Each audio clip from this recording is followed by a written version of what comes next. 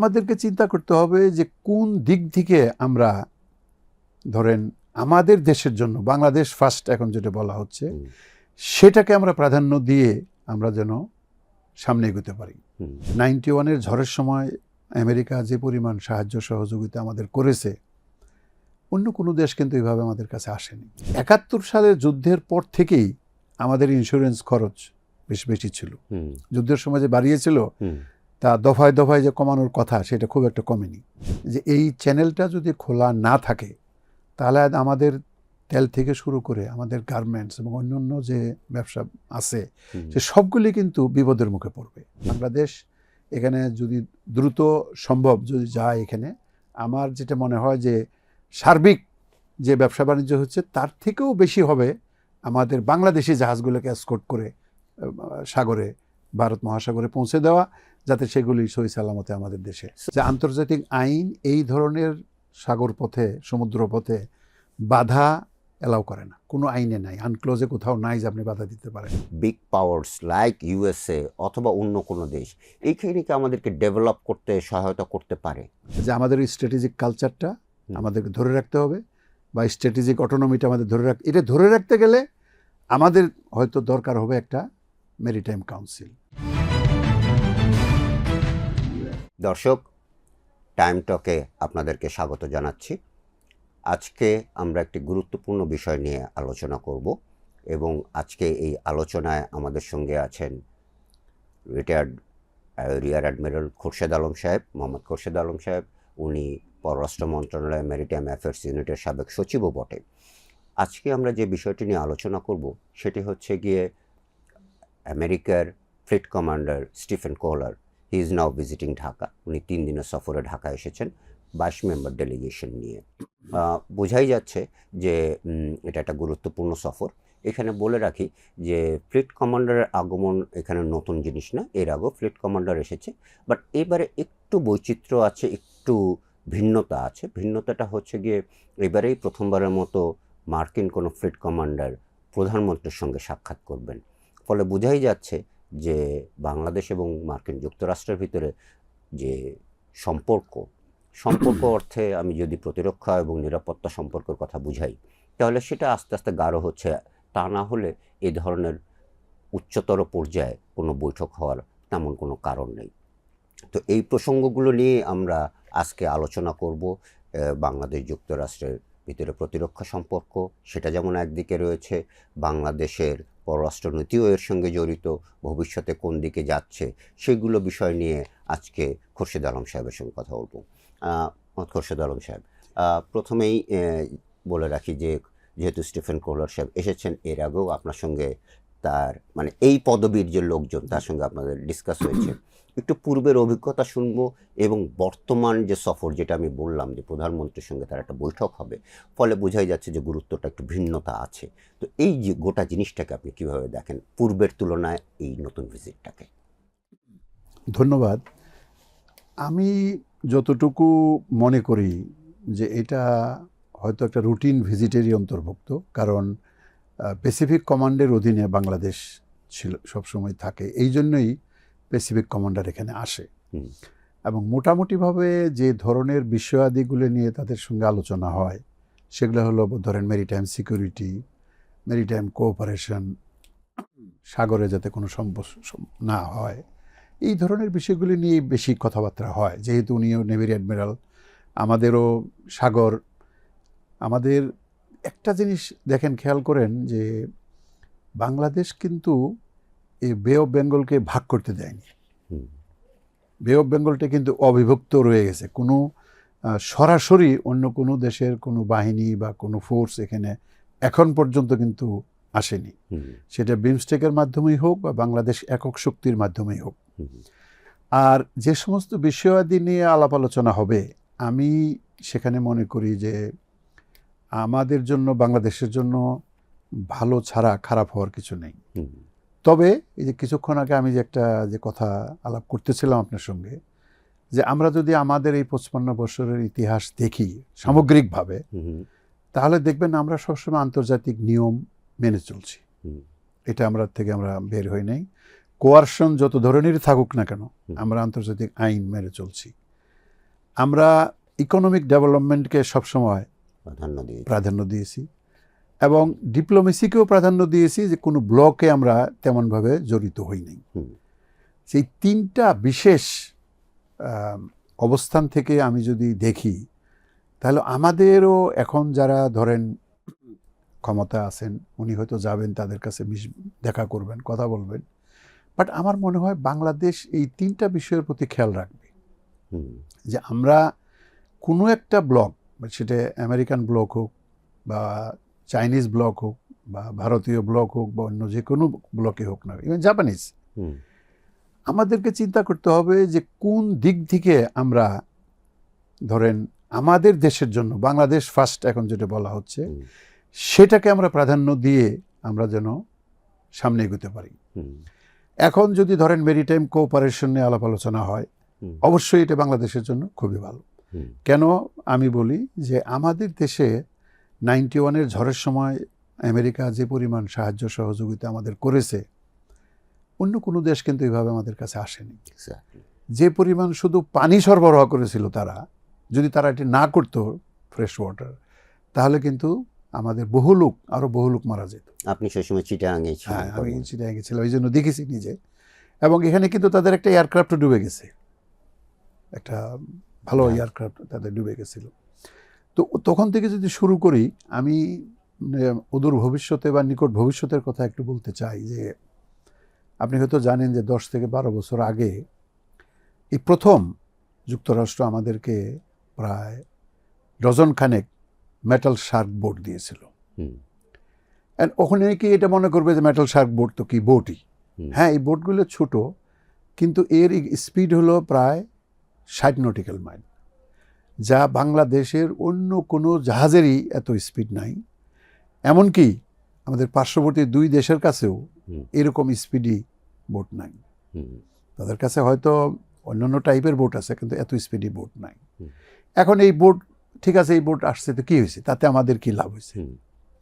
লাভ হলো, আপনি জানেন যে বাংলাদেশের বন্দরে, বিশেষ করে চট্টগ্রাম বন্দরে, যদিও আমরা এটাকে পাইরেসি বলি না, কিন্তু আমাদের আশুতোষ দেবের ডিকশনারি যদি খুঁজেন, জলদস্যু সমান হলো পাইরেসি। কাজেই ওইভাবে পাইরেসি চলে আসে। যদিও আপনি আন্তর্জাতিক সমুদ্র আইনে পাইরেসি হয় 12 মাইল বা 200 মাইলের পরে, তা আমাদের এখানে পাইরেসি নাই, আছে যেটা চুরি সেটা। কিন্তু এটার পরিমাণ এত বেশি হয়ে গেছিল যে এক বছরে প্রায় 47টা চুরির ঘটনা জাহাজে সংঘটিত হয়েছিল চট্টগ্রামের আউটার অ্যাঙ্কারেজে।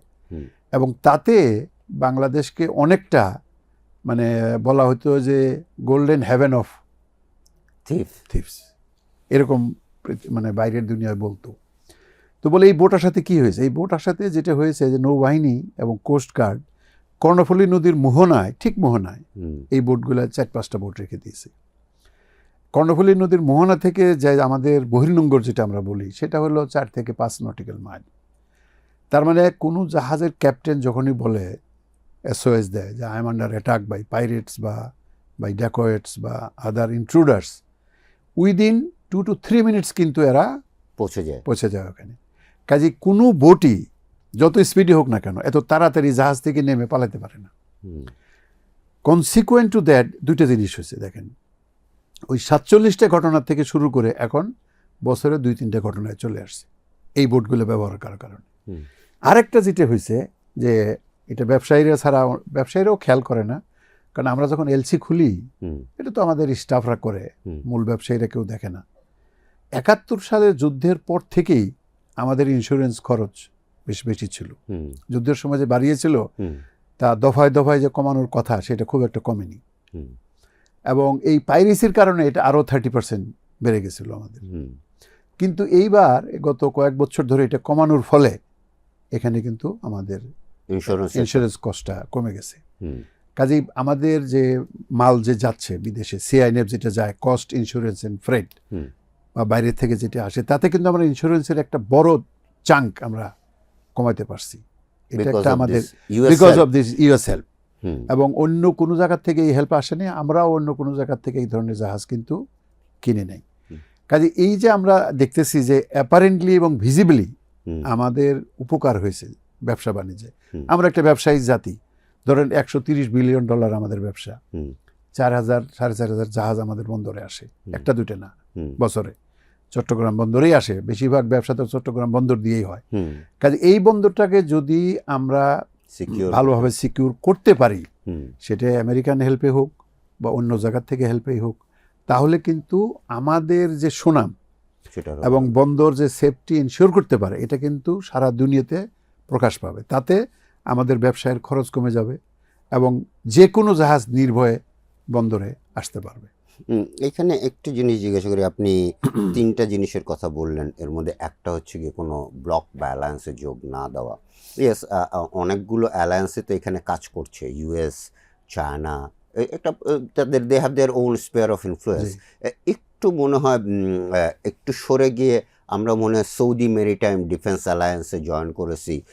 সেটাও করেছি আমরা আমাদের একটা স্পেসিফিক উদ্দেশ্য, যে যাতে করে আমাদের যে কমার্শিয়াল যে ট্রেড রুটটা রয়েছে সেইটা যাতে নির্বিঘ্ন থাকে। আপনি এই পার্টিকুলার ইস্যুটাকে কিভাবে দেখেন? নাম্বার ওয়ান, যে বাংলাদেশ জয়েন করছে তার একটা সক্ষমতার বিষয় তো রয়েছেই, কারণ আমি যদি এভাবে দেখি যে খেলতে নামার আগে তো তার শারীরিক ক্যাপাসিটি কতটুকু, সে খেলতে জানে কিনা, সেগুলো যেমন বিবেচনা করা হয়, তো এটাও তো সেরকমই একটা সাম সর্ট অফ, আমি যদি ওভাবে এক্সাম্পল দিয়ে দেখি যে Bangladesh was asked to join certain block, সেটার একটা যেমন বিষয় রয়েছে এবং এর কিছু ইমপ্লিকেশনও আছে। আপনি সেই বিষয়টাকে কিভাবে দেখেন? দেখেন, বাংলাদেশ নৌবাহিনীতে বর্তমানে যে দক্ষতা বা সক্ষমতা আছে, সেটা তো ধরেন ইউএন মিশন যে আমরা করতেছি লেবাননে, তাতে অনেকটা প্রমাণিত যে ইয়েস, নৌবাহিনীর এখন সে দক্ষতা রয়ে গেছে। আর আমরা যেহেতু একটা ট্রেডিং নেশন এবং আমাদের মোটামুটি আপনি হুরমুজি বলেন এবং বাবেল মান্দেবি বলেন, এই দুই জায়গা দিয়ে বেশি ট্রেড আমাদের আসা যাওয়া করে। আমাদের জাহাজ যদি আপনার সাউথ আফ্রিকা দিয়ে ঘুরে আসতে হয় Cape of Good Hope, Cape of Good Hope হয়ে, তাহলে কিন্তু 30,000 কিলোমিটারের বেশ কম হবে। 57 দিন সময় লাগবে একটা জাহাজ রটারডাম থেকে বাংলাদেশে আসতে, বা 56 দিন সময় লাগবে। এর খরচ আমরা বহন করতে পারবো না। যদি আমরা এই জোটে, আমরা যদিও মানে আপনি যেটা বললেন যে আমরা আসলে আমাদেরকে বলা হয়েছে জয়েন করার জন্য, যদি বলাও হয়ে থাকে বা নাও বলা হয়ে থাকে, তাহলে বাংলাদেশের এখানে মোটামুটি পার্টিসিপেট করা এই জন্য দরকার যে এই চ্যানেলটা যদি খোলা না থাকে, তাহলে আমাদের তেল থেকে শুরু করে আমাদের গার্মেন্টস এবং অন্যান্য যে ব্যবসা আছে, সে সবগুলি কিন্তু বিপদের মুখে পড়বে। তবে এখানে একটা বড় সুবিধা আছে যে সৌদি আরব একটা আমব্রেলা হিসেবে কাজ করবে। তাদের কাছে লেটেস্ট ইকুইপমেন্ট আছে, টেকনোলজি আছে। কাজে বাংলাদেশের যে কোনো জাহাজই যদি সৌদি আমব্রেলার নিচে কাজ করে, আমার কাছে মনে হয় না যে আমরা সেরকম কোনো বিপদের সম্মুখীন হব। এবং নৌবাহিনীর অফিসাররা প্রফেশনাল দক্ষ অফিসার, এবং যে জাহাজ আছে সেগুলি দিয়ে তারা কিন্তু অনেক বিদেশ ঘোরাঘুরি তারা করছে। কাজে এখানে তারা বিরাট এরিয়া, মানে বাবেল মান্দেব খুব একটা ছোট এরিয়া না, যদিও অতীদের বিশ্বাস করা যায় না, এবং তারা সৌদি আরবের অনেক জায়গায় ক্ষতি করতে সমর্থ হয়েছে এবং অনেক জাহাজকেও তারা অ্যাটাক করেছে। সেগুলো অবশ্য মার্চেন্ট শিপ ছিল, কোনো যুদ্ধ জাহাজে তারা এখন পর্যন্ত তারা ওই ধরনের হামলা করেনি। কাজে ওই দিক দিয়ে বিবেচনা করলে যদি সৌদি আরব আমব্রেলাটা দিয়ে দেয়, এয়ার ডিফেন্স আমব্রেলাটা, তাহলে কিন্তু আমার কাছে মনে হয় যে আমরা মোরলেস সেফ থাকবো। এবং আমাদের এই ব্যবসা বাণিজ্য সিকিউর করার জন্য, ধরেন যে জাহাজটা আমাদের বাংলাদেশের কার্গো নিয়ে আসতেছে, যদি আমরা এটা টাই আপ করতে পারি, তাহলে ওই জাহাজটাকে অন্তত তো আমরা জায়গাটা পার করে দিতে পারবো। মানে আমাদের তো সেফ প্যাসেজ ইন্ডিয়ান ওশানে আমরা ঢুকাই দিলাম, শেষ। দেখেন, ওখানে জিবুতি একটা ছোট্ট দেশ, জিবুতিতে কিন্তু এই জাপানিজদের বেস আছে, নেভাল বেস। জাপানিজদের যদি এই তাদের দেশের বাইরে কোনো বেস থাকে, সেটা হলো জিবুতিতে। ওখানে আমেরিকান বেস আছে, চাইনিজ বেস আছে। কাজে এই 200 মিটারের ভিতরে কিন্তু সবারই বেস, ছোট্ট দেশ। কিন্তু থাকাতে কি হয়েছে যে ওই জায়গাটার যে আপনার যাওয়ার সেফটি অ্যান্ড সিকিউরিটি ইনশিওর হয়েছে। আরেকটা জিনিস হয়েছে যেটা হয়তো আমরা অনেকেই খেয়াল করি না, যে সোমালিয়ার যে পাইরেসি ছিল, এখনো আছে পাইরেসি, কিন্তু এই পাইরেসিটা কিন্তু যুদ্ধ জাহাজ দিয়ে দমন করা সম্ভবপর হয়নি। 16টা নৌবাহিনীর জাহাজ, সেটা চাইনিজ বা ইন্ডিয়া এবং ইউরোপিয়ান ইউনিয়নের জাহাজ এখানে সবসময় পাহারা দিত। তারা কিন্তু খুব যে একটা দক্ষতার সাথে পাইরেসি মোকাবেলা করতে পারছে তা না, কিন্তু দেখেন ছোট্ট একটা দেশ শ্রীলঙ্কা, হুম, শ্রীলঙ্কা কি করছে, তারা কলম্বো পোর্টের বাইরে একটা জাহাজ নোঙ্গর করছে, নোঙ্গর করে এখানে আর্মস নিছে তারা, হুম, AK-47 রাইফেল সহ অ্যামুনিশন সহ এনে রাখে, প্লাস নৌবাহিনীর যারা কমান্ডো ছিল আগে চাকরি করতো হুম, এদেরকে তারা রিক্রুট করছে 200-300 লোক, এবং তারা যে জাহাজ নিরাপত্তা চায় হুম, শ্রীলঙ্কাকে রিকোয়েস্ট করে, শ্রীলঙ্কা ওখান থেকে 12 জনের একটা গ্রুপ উইথ 12টা অস্ত্র সহ জাহাজে বোট করায় দেয়। এরা যখন এদেরকে নিয়ে যখন জাহাজ ধরেন, এদেরকে বলে প্রাইভেটলি এমপ্লয়েড আর্মস গ্রুপ, এটা কিন্তু আইএমও থেকেও অলরেডি অনুমোদিত। এরা যখন এই সুদীর্ঘ রাস্তা পাড়ি দেয় ভারত মহাসাগর দিয়ে শ্রীলঙ্কা থেকে আপ টু জিবুতি পর্যন্ত, তখন কিন্তু অনেক সময় পাইরেটসরা আসে, কিন্তু সাগরে ওরা তো গুলি করে, এটা আমরা জানি না। তো গুলির ভয়ে কিন্তু পাইরেটসরা আসে না। হয়তো আপনি বলতে পারেন তাহলে বাংলাদেশের জাহাজ কিছুদিন আগে, বছর 3 আগে পাইরেসি হয়েছিল, কেন হইল? বাংলাদেশের জাহাজটা শ্রীলঙ্কা থেকে আসেনি, আসতেছিল উগান্ডার নিচে আফ্রিকার একটা পোর্ট থেকে ইউএইতে আসতেছিল সরাসরি, কাজে তারা কিন্তু এই গার্ড নেয়নি, এবং এইটা তারা খেয়াল করছে, খেয়াল করে ওটা ধরছে। তো কাজে এই যে জাহাজ এরা করতেছে কি, এরা যায় জিবুতিতে নেমে যাচ্ছে আর্মস সহ, আবার যে পরবর্তী যে জাহাজ জিবুতি থেকে আসতেছে তারাও ওটাতে বোর্ড করে কলম্বো আসতেছে। তো এই যে একটা ব্যবসা, দেখেন ব্যবসাও বাড়ছে, এমপ্লয়মেন্ট বাড়ছে, কেন? তাদের এই যে নলেজটা, মানে আপনি সিফেয়ারিং নেশন হিসেবে শ্রীলঙ্কা প্রমাণ করছে যে না, তাদের এই বুদ্ধি আছে, তারা এটা কাজে লাগাইতে পারছে। এটা নিয়ে কিন্তু ভারত অনেক বিরোধিতা করছে, যে তোমরা ফ্লোটিং একটা অ্যাঙ্কারেজে একটা জাহাজ রাখছো আর্মস অ্যামুনিশন সহ, যে কোনো সময় মেরিটাইম বাইরে কি বলে টেরোরিজম হইতে পারে এখানে। কিন্তু আজ পর্যন্ত কিন্তু শ্রীলঙ্কা এটা প্রমাণ করে দিয়েছে যে না, এটা সম্ভব না। তো কাজে আমার মনে হয়, আপনার ওই প্রশ্নে আসি, যে বাংলাদেশ এখানে যদি দ্রুত সম্ভব যদি যায় এখানে, আমার যেটা মনে হয় যে সার্বিক যে ব্যবসা বাণিজ্য হচ্ছে তার থেকেও বেশি হবে আমাদের বাংলাদেশি জাহাজগুলোকে এসকর্ট করে সাগরে, ভারত মহাসাগরে পৌঁছে দেওয়া, যাতে সেগুলি সহি সালামতে আমাদের দেশে চলে আসতে পারে এবং যেতে পারে। It's a two way gain. একটা হচ্ছে কি, বাংলাদেশের যেমন ট্রেডের ক্ষেত্রে, টু ওয়ে ট্রেডের ক্ষেত্রেও যেমন একটা সুবিধা পাওয়া যাবে, তেমনি একটা কোয়ালিশন বা একটা অ্যালায়েন্সের মেম্বার হিসেবেও একটা গ্লোবাল যে রিকগনিশন বা একটা ফুটস্টেপ, সেটার থেকে বাংলাদেশের লাভবান হওয়ার সম্ভাবনা আছে। ওই যে আমি প্রথমে একটা যেটা বললাম আপনাকে, যে আমরা সবসময় আন্তর্জাতিক আইনের প্রতি শ্রদ্ধাশীল ছিলাম, এখানে জয়েন করা এটাও প্রমাণ করবে যে আন্তর্জাতিক আইন এই ধরনের সাগর পথে, সমুদ্র পথে বাধা এলাও করে না, কোনো আইনে নাই, আনক্লোজে কোথাও নাই যে আপনি বাধা দিতে পারেন। যেহেতু আইনত এই যে হুতিরা যে বাধাটা দিচ্ছে সেটা আইন তাদেরকে সাহায্য করে না, কাজে আমরা যদি আইনের পক্ষ নিয়ে ওখানে অবস্থান করি, তাহলে আমরা যে আন্তর্জাতিক আইনের প্রতি শ্রদ্ধাশীল, আনক্লোজের প্রতি শ্রদ্ধাশীল, তাহলে কিন্তু এটা প্রমাণিত হয়। এবং আনক্লোজের প্রতি শ্রদ্ধাশীল থাকার কারণেই কিন্তু আমরা আমাদের দুই প্রতিবেশীর সাথে, ভারত এবং মিয়ানমারের সাথে, যে আমরা সমুদ্র সীমাটা ঠিক করতে পেরেছি, এটা কিন্তু আনক্লোজের প্রতি যে আমরা শ্রদ্ধাশীল না হতাম তাহলে কিন্তু এটা সম্ভব ছিল না। কারণ আমরা ওই কথাবার্তা বললে, নেগোসিয়েশন করে এই আমাদের 35-40 বছরে আমরা কোনোদিনই এই দুই দেশকে সমুদ্রত্ব পদ্ধতির থেকে এক চুলো নড়াতে পারিনি। কিন্তু এটাতে যে আমরা সমতার ভিত্তিতে করতে পেরেছি because of our respect to the international law এবং going to international court by following the UNCLOS. এখানে আর একটা জিনিস একটু জাস্ট ছোট্ট একটা লাস্টের দিকে চলে এসেছি। আমরা সবাই জানি যে বাংলাদেশ একটা ছোট দেশ, এর সক্ষমতারও কিছুটা রয়েছে, কিন্তু আবার অন্য দিক থেকে যদি বিবেচনা করি যে ছোট দেশ মানেই যে দুর্বল দেশ, তাও কিন্তু না। লুক অ্যাট সিঙ্গাপুর, ছোট্ট একটা দেশ, কিন্তু অ্যাজ এ ম্যাটার অফ তারা সাংগ্রিলার মতো ডিফেন্স ডায়ালগ করছে, ফলে তাদের প্রেস্টিজ যে অনেক হাই এবং তাদের ক্যাপাসিটি অনেক হাই। ডেফিনেটলি ইটস অ্যাসিমেট্রিক পাওয়ার, যেটাকে আমরা বলে থাকি, ওয়ারই বলেন, অ্যাসিমেট্রিক পাওয়ারই বলেন। সেই কনটেক্সটে আমাদেরকে বিগ পাওয়ার্স লাইক ইউএসএ অথবা অন্য কোনো দেশ এইখানে কি আমাদেরকে ডেভেলপ করতে সহায়তা করতে পারে? অবশ্যই আমাদের মানে বড় বড় শক্তিগুলো আমাদের অবশ্যই ডেভেলপ করতে মানে হেল্প করতে পারে আমাদেরকে। তবে আমি বলি যে আমরা যেমন, আমি যেটা বলতেছিলাম, ধরেন 3-4টে জিনিস আমাদের মনে রাখতে হবে, যে আমাদেরকে আন্তর্জাতিক আইনের প্রতি শ্রদ্ধাশীল থাকতে হবে, আমাদের ডেভেলপমেন্ট ইকোনমির দিকে শ্রদ্ধাশীল থাকতে হবে, আর আমাদের যে জিনিসটা নাই, স্ট্র্যাটেজিক কালচারটা নাই আমাদের, এইটার প্রতি শ্রদ্ধাশীল থাকতে হবে। এবং আমরা যেন কোনো ব্লকের কাছেই, মানে আমেরিকায় হোক বা যে কেউই হোক, কোনো ব্লকের কাছে আত্মসমর্পণ না করি পুরাপুরি, সেদিকটা আমাদেরকে খেয়াল রাখতে হবে। তাহলে আপনি হয়তো বলতে পারেন যে তাহলে আগের মতো আমরা কি ডিস্টেন্স মেনটেন করব। না, আমরা যেটা মেনটেন করব সেটা হলো যে বাংলাদেশ ফার্স্টে, কোন প্রজেক্ট, কোন এগ্রিমেন্ট করলে বাংলাদেশের স্বার্থ সংরক্ষিত হবে। আমরা একদিকে যদি আমেরিকার দিকে যাই, ঠিক আছে, একটাতে গেলাম আমেরিকার দিকে, জাপানের দিকে মাতার বাড়ি পোর্টে গেছি, which it will be very helpful for us.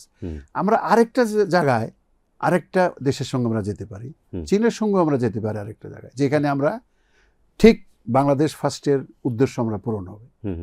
এবং আমাদের এই স্ট্র্যাটেজিক কালচারটা নাই কেন? এটা হলো যে আমরা মনে করি যে আমাদের কলাতলি সি বিচেই বাংলাদেশ শেষ, এরপরে আর বাংলাদেশ নেই। কিন্তু আপনি যদি হিসাব করেন, টেকনাফ টু তেঁতুলিয়া আমাদের হলো 574 কিলোমিটার, আর চিটাগাং থেকে আমাদের লাস্ট সীমানা হলো 675 কিলোমিটার সাগরে।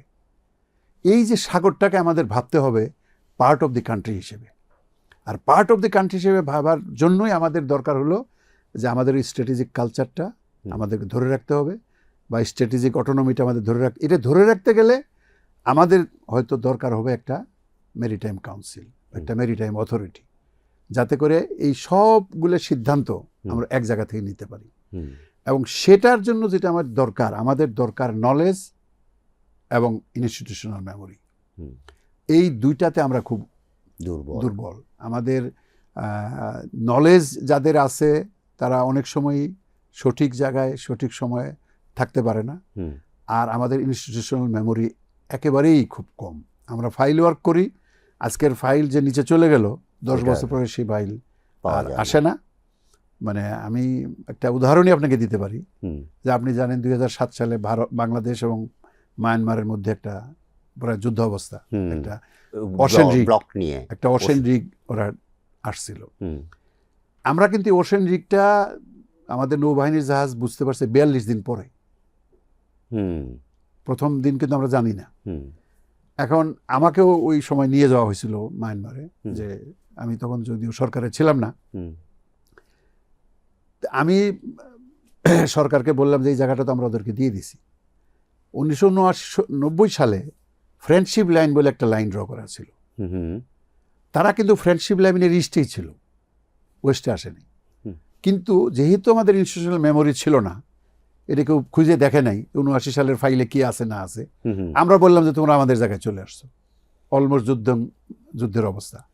কিন্তু আমরা যখন ইয়েতে গেলাম মিয়ানমারে, তখন ওরা একই কথা বললো, আমি যেটা বলছিলাম, যে ভাই এই জায়গা তো 79-এ তোমরা আমাদের দিয়ে দিচ্ছ, আমরা তো তোমাদের ওই পাশে যাইনি, কাজে আমরা রিস্ক সরাবো না। কাজে এই যে ইনস্টিটিউশনাল মেমোরি, এটা আমাদের আসলেই খুবই কম। এবং ফাইনালি কিন্তু তারা, মায়ানমার সরকার কিন্তু আদেশ দেয়নি। ফাইনালি দেহুকে বলা হয়েছে যে দেখো ভাই, 2 নৌবাহিনী মুখোমুখি, কিন্তু তোমাদের ইন্স্যুরেন্স কত হিসাব করে তো মিলিয়নস অফ ডলার হবে যদি তোমরা 2 নৌবাহিনীর মাঝখানে থাকো। তো দেহু এই ইন্স্যুরেন্স খরচের ভয়ে উইথড্র করে চলে গেছে। নট মায়ানমার কিন্তু 1 ইঞ্চও তোলপাড় হয়নি এখান থেকে। কাজে আমার যেটা মনে হয় যে আমরা সমগ্র সাগরটাকে দেখি ভালো করে, নৌবাহিনীকে আরেকটু আমাদের দক্ষতা যাতে বাড়ানো যায় সেদিকে আমরা খেয়াল করি, এবং একটা মেরিটাইম কাউন্সিল, যে কোনো কিছুই হোক, যেমন ধরেন $200 মিলিয়ন সরকার এবার রাখছে, 200 কোটি টাকা, মানে 100 ব্লু ইকোনমির জন্য, অর্থনীতির জন্য 100 কোটি টাকা রাখছে, রিসার্চ 100 কোটি টাকা। এই 200 কোটি টাকায় 1 বছরে খরচ করার মতো সরকারের এই যে পর্যায়ে আছে, আমার কাছে মনে হয় যে সক্ষমতা নাই। কাজে এই যে সক্ষমতা নাই, সক্ষমতা বাড়াইতে হলে কি করতে হবে, সেই জন্য একটা আলাদা যদি এরকম কাউন্সিল থাকে, তাহলে আমরা কিন্তু ব্লু ইকোনমি দিয়েও, ধরেন এখন আমরা $6 বিলিয়ন মতো পাই ব্লু সাগর থেকে, বাট এইটাকে আপনি ইচ্ছা করলেই ডবল ট্রিপল করতে পারেন বাংলাদেশের জন্য। কেমনে ডবল ট্রিপল করবেন? আমি যদি শুধু সিউইড করি, যে সিউইড আমাদের এখানে আছে, এর থেকে আমরা জেলাটিন বানাতে পারবো, এইটা ওইটা ওষুধপত্র নানান ধরনের কিসিমের জিনিস বানাই। এমনকি ফিশ ফিড, পোলট্রি ফিড যে $1 বিলিয়ন আমরা নিয়ে আসি, এই সিউইড সয়াকে রিপ্লেস করে আমরা ওই প্রোটিন দিতে পারি ওখান থেকে। তো এই সিউইড চাষ করতে পারি। আমাদের মাছ মাত্র $450 মিলিয়ন মাছ ধরি। আমাদের জাহাজ আমরা 108 কাঠের নৌকা, আমাদের এগুলো 30 নটিক্যাল মাইল যায়, এখনও সাগরে যাওয়ার মতো আমাদের নাই ব্যবস্থা। 14 সালে হলেও আজকে 12 বছর হয়ে গেছে, কিন্তু আমরা সাগরে যেতে পারি না, টুনা স্কিপ জ্যাপ ধরতে পারি না। এটা আমাদের সক্ষমতা বাড়াইতে হবে। আমরা ধরি ইন্দোনেশিয়া ধরেন $12 বিলিয়ন পায়, থাইল্যান্ড প্রায় $7 বিলিয়ন পায়, আমরা প্রায় $450 বিলিয়ন এক্সপোর্ট করি। তো কেন আমরা আমাদের সাগরের শেষ সীমানা যেতে পারবো না? আর 200 মাইলের পরে তো সাগর সবার জন্যই ফ্রি, কোনো দেশে আপনি 200 মাইলের ভিতরে যেতে পারবেন না। আমরা জাহাজ যদি ধরেন, এই যে আমি বললাম যে আমাদের $130 বিলিয়ন ট্রেড, এটা আনার জন্য আমরা প্রতি বছর ভাড়া দেই শুধু $9 বিলিয়ন। যদি আমাদের ফ্লিট বাড়ে $9 বিলিয়ন, আমাদের জাহাজ 108টা। তো আমরা যদি জাহাজ আনার জন্য যদি একটু যে পরিবেশ আমরা একটু সৃষ্টি করি, যদি একটু প্রণোদনা বা একটা এআইটি বা আদার ট্যাক্সটা কমায় দিই, আমাদের কিন্তু জাহাজ আরও বাড়বে। এবং জাহাজ বাড়লে কি হবে, এই যে $9 বিলিয়ন হয়তো $1 বিলিয়ন দেশে থেকে যাবে। That will affect our GDP, improve our GDP situation. কারণ আমাদের ব্যবসা বাড়তেছে প্রায় 15% হারে এভরি ইয়ার। এটাকে ধরে রাখতে হবে। আমাদের জিডিপি বাড়াইতে হলে এই জাহাজকে আমাদের সুযোগ দিতে হবে, মাছের প্রতি আনতে হবে, এবং বাকি যতগুলো এরিয়া আছে, বায়োটেকনোলজি বলেন, এটা বলেন, এই সবগুলির দিকে নজর দিতে হবে। তাহলে আমার বিশ্বাস যে এই যে 200 কোটি টাকা খরচ করে আমরা যদি প্রতি বছরে এইভাবে মানে যোগান দিতে পারি টাকা, এবং এটা একটা মানে বলে একটা লব্ধ জ্ঞান যাদের আছে তাদের মাধ্যমে, তাহলে আপনি দেখবেন টাকা পয়সা চুরি হওয়ার সম্ভাবনা কম হবে। কারণ ধরেন এই যে 26টা লাইসেন্স আমরা দিয়েছিলাম 17 সালে টুনা মাছের জন্য, আমরা কিন্তু টুনা কমিশনের সদস্য, ইন্ডিয়ান ওশেন টুনা কমিশনের সদস্য, আমরা চাঁদা দিচ্ছি, কিন্তু আমরা টুনা ধরতে পারতেছি না একটা। কারণ ওই 26 জনের কেউই কেউ জাহাজ অর্ডারও দেয়নি, আনেও নেই।